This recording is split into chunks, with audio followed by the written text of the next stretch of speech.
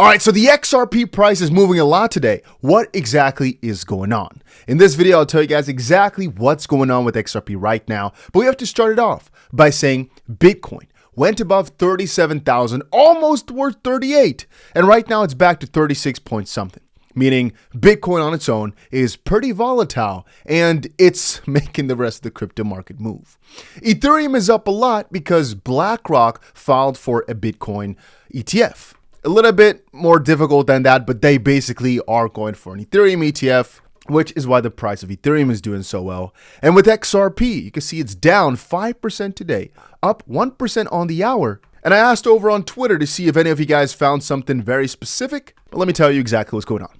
First of all, XRP was one of the best performers throughout the entire week.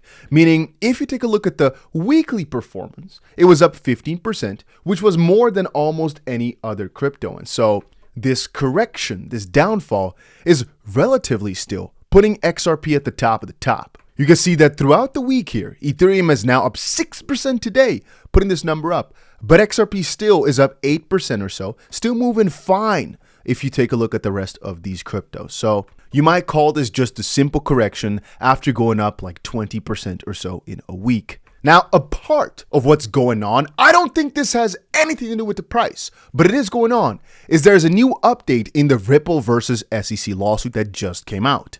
The parties have submitted to Judge Torres a proposed schedule regarding remedies discovery and briefing. We'll go over exactly what this means in a second. Let's first cover what exactly I think made the price move. As you guys all know, Ripple had a Swell conference. I think it's actually still going on until, I think right about now, yesterday and today. Digital Assets Daily shared this would be great ending to Swell. It would be nice to reverse the yearly trend of Swell, drop in the price of XRP. This ending today would send it with momentum. And that's about partnership. That's about lawsuit updates. That's about excitement. Let me tell you, if you want a simple answer, the Swell conference just came done. Is just now over. People bought the rumor, sold the news. People were anticipating a major event, Ripple announcing something crazy, and they were announcing things. I mean, they announced some stuff and got some people excited, sorta, but Mr. Huber here, 𝗕𝗓𝗓, actually said take profits after Ripple announced a partnership for two reasons. One, it's the buy the rumor, sell the news type of effect that everybody just knows about, right? So whenever Ripple announces something, it seems to be that the price goes down in this near history.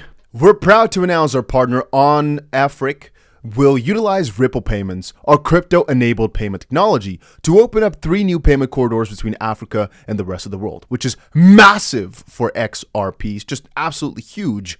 But two sides. One is, it seems that Ripple or some party is selling into the news, meaning they get something crazy positive out, but the price goes down, which is either Ripple themselves doing that, or it's some market makers trying to make you lose money because they know that people get excited whenever these announcements come out. And so they're just deliberately pushing the price down. This could be for two reasons. One could be deliberately to keep the XRP price low. And the second one could be because they know there's going to be massive amounts of buying pressure. So they double down on their selling jets to make profit. But you can see you got 5,000 likes because it's a pretty huge freaking announcement.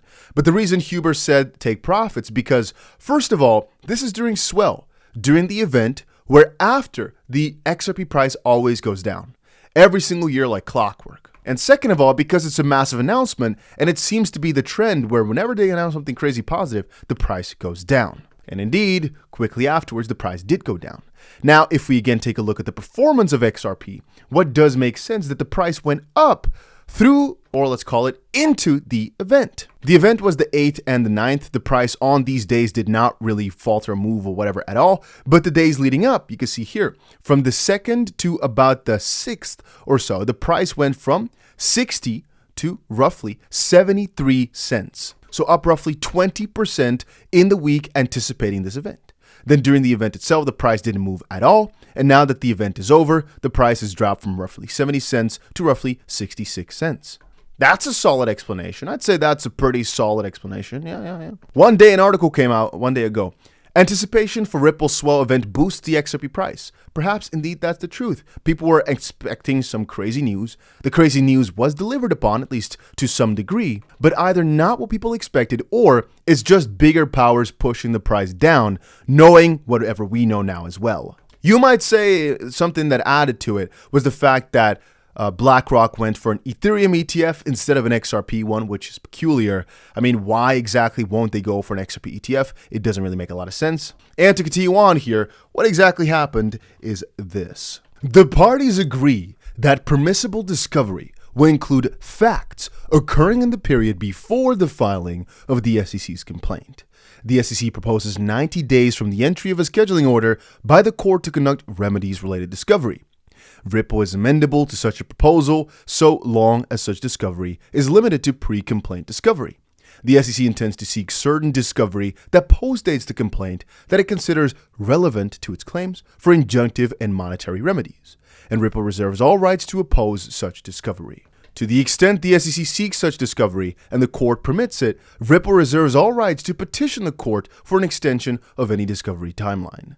The simplest explanation of this is right now they're filing to the judge a how do we figure this out? What exactly is the schedule going to look like type of proposal. So all they're doing now is getting the schedule straight. When is who going to be filing what? And for the most part, how deep and when until what times can we look into this? What I'm referring to with this is both the SEC and Ripple are going to have to be doing some digging to come to a proper conclusion as to how big Ripple's fine should be. And so the discussion is a little bit about how exactly long before the case started can we look back and so forth and so on. And it's actually quite peculiar, it seems, that they're doing this involving the court. Because they could have discussed this all on their own, but for some reason they can't figure it out and they need the court to help them decide on some things. So again, this means no settlement right now. This means them continuing on with the discussion and now going into a phase of looking up more information, which is going to take time. So perhaps that's also what's been adding to this suppression of the XRP price,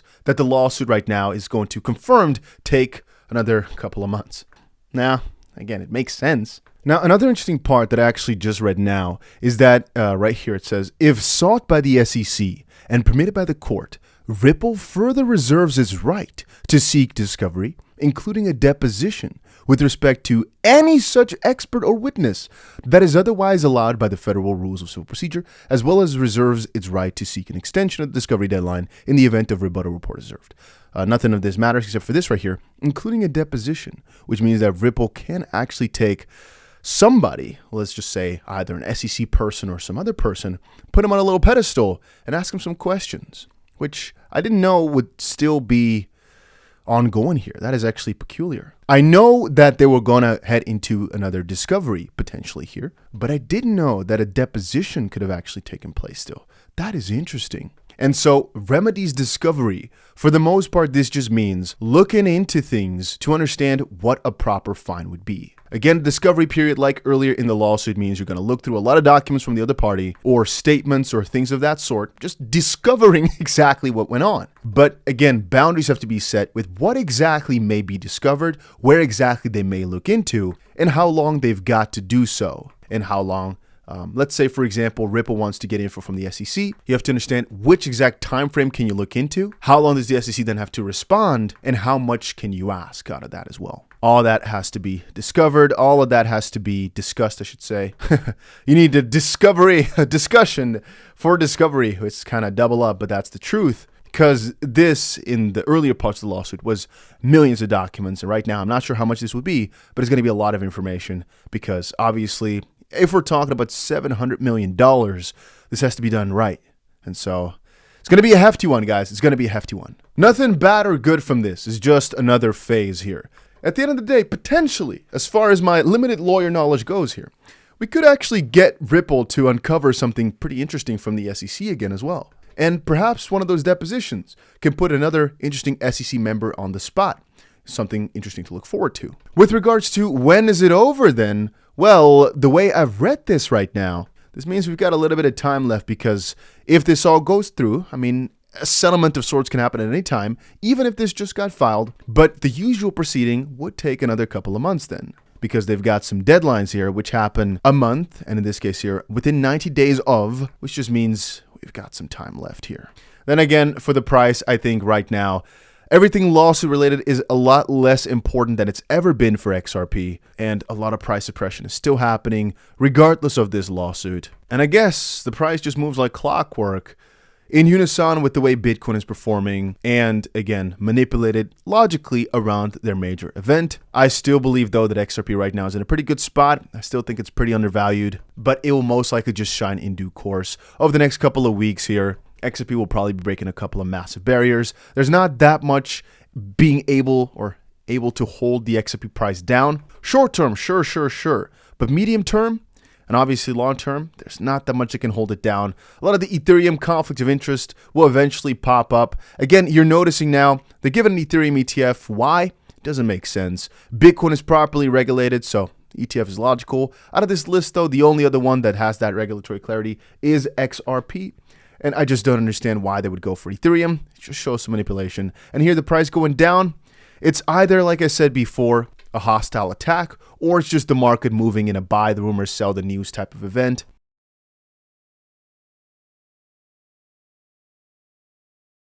Okay, not sure. Everything just turned off for a second. I think we're good. But yeah, you guys understand the situation. So that's exactly what's going on with the price. But things are still in a very good spot if you ask me. I'm not worried. Just keep buying more and more and more. And a fun fact is I bought Ethereum today at $1,930. People would have looked at it and thought, oh, you're so stupid if the price went down that day. But it didn't. Look where we are now. You know, we're in a pretty good profit again throughout the day. And that's the funniest part about these things. Every single day in a bull market, you'll think, ooh, I should have bought yesterday. Or, ooh, the price is just too high. And then the price keeps breaking that again and then breaking that again and then breaking that again. So the best thing I can always tell anybody, not financial advice, my own thoughts, is just buy. And if the price goes down lower, you buy more. You DCA your way down because we're still at pretty cheap points relative to where we're going to be in the next couple of months. That's the way I see it.